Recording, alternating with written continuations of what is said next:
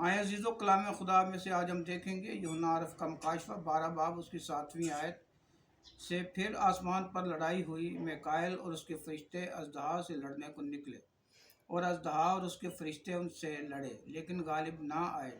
اس کے بعد آسمان پر ان کے لیے جگہ نہ رہی، اور وہ بڑا اژدہا یعنی وہی پرانا سانپ جو ابلیس اور شیطان کہلاتا ہے اور سارے جہان کو گمراہ کر دیتا ہے،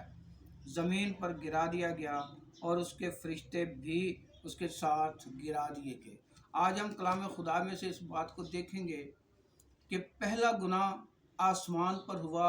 یا زمین۔ پہلا گناہ جو ہے وہ آسمان پر ہوا ہے،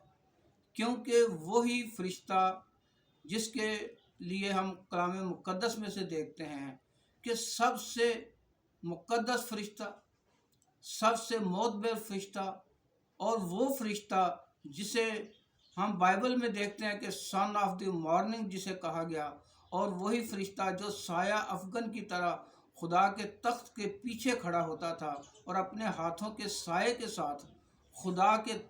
پر سایہ کرتا تھا جب وہ تخت پر بیٹھتا تھا، اور زمین کے تمام قیمتی پتھر جتنے بھی تھے، ہیرے جواہرات، وہ سارے اس کے تاج میں لگے ہوئے تھے، اور اتنا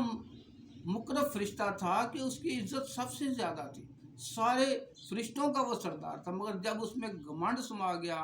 اور جب اس کے اندر ایسی بات آ گئی اور اس نے یہ سوچا کہ میں تو اپنا تخت خدا کے تخت سے بھی بڑا تخت بناؤں گا، تو پھر اس کے اندر گھمنڈ آ گیا۔ جب اس کے اندر گھمنڈ آ گیا تو خدا کے کلام میں یہ لکھا ہے، یوحنا عارف کا مکاشفہ رویا میں اس بات کو دیکھتا اور بیان کرتا ہے کہ پھر آسمان پر پہلی لڑائی، اور یہ کوئی ہتھیاروں کی لڑائی نہیں ہے، یہ فرشتگان کے درمیان لڑائی ہوئی۔ اب خدا نے میکائیل کو مقرر کیا، اور میکائیل جو ہے وہ پہلا سپہ سالار ہے فرشتوں کا، اور وہ خدا کی جو جماعت ہے اس کے لوگ ہیں، وہ خدا کے لوگ ہیں، وہ خدا کی طرف سے مقرر کیے گئے ہیں۔ اور اب ابلیس کے ساتھ بھی بہت سارے فرشتے مل گئے تھے، اور اس طرح ہم کلام خدا میں سے جو دیکھتے ہیں کہ پہلی لڑائی جو ہے وہ آسمان پر لڑی گئی، مگر میکائیل اور اس کے ساتھی اور اس کے فرشتگان اور اس کی پوری فوج جو اس کے ساتھ تھی، وہ ابلیس اور اس کے لوگوں پر گمراہ، انہوں نے اسے شکست دی، اور شکست کیسی دی کہ اسے اٹھا کر زمین پر پھینک دیا۔ جب اسے زمین پر پھینک دیا تو کلام مقدس میں سے ہم دیکھتے ہیں کہ زمین پر جب وہ گرا دیا گیا تو گناہ تو زمین پر پڑا رہا۔